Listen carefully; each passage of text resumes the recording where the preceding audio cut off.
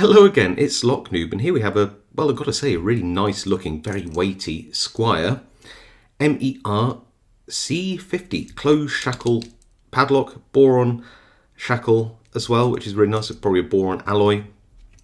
You can see here it's got a double ball bearing locking mechanism. You can just tell that from these cutouts, the fact it rattles slightly, and you might even be able to see the ball bearings there, which means it's anti-shim. The extra metal shackle guard, of course, is going to help from twisting attacks and cutting attacks, or although, you know, there is a bit of a weakness by the fact that the shackle isn't fully removable and has a cutout here, but that's a small point for a lower security lock like this, but it's a really nice thing. The only thing letting this down is this bitting, because it's very, very flat. Now, in a house door key, that could be a problem, because as these little sort of spikes in between the cuts on the key wear down through multiple use as the key goes in and out, on a door lock, what you can do is you can end up sort of opening the door and then sort of leaving it in an open position, because you remove the key as it's open, because you end up just filing down essentially as through years of use the bitting, and it's because it's a wedge shape like that. There's nothing to for the set pins to grip into to stop the key from coming out. This isn't a Squire problem. Don't want to think that that is the case. I've got a whole host of like real keys from real locks here with that same problem. Look at this. And this kind of flat bitting is a bit of an issue for when you're picking a lock too. It makes it a whole lot easier to pick and rake. So picking, just insert a turning tool. Here's like a gem hook, and we're just going to go in. And so picking this lock, it does, I think, have some spool pins in, which isn't bad. So pin 1 there, wants to be picked.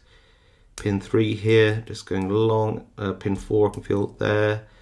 Anything on 5 at the back, a little click maybe.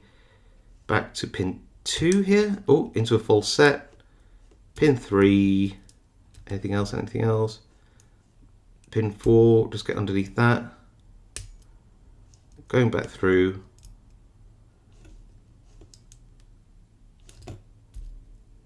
There we go. Pin 5, and we're open.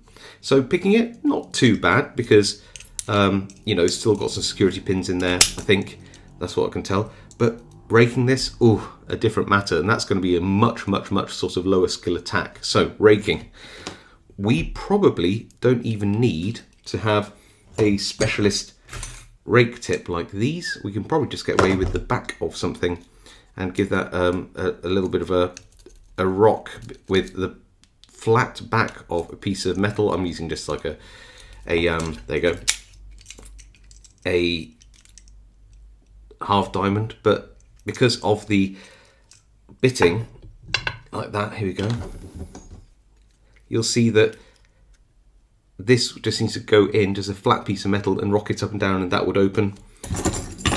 Same on a key like this. You can see how that would just be rocked open with a flat piece of metal. Definitely this, which is basically a bump key, but it's a real lock. Yeah. So when you get a chance to buy a lock, whether it's a padlock like this, try and get one with a better bitting, something more like this than like these two keys here.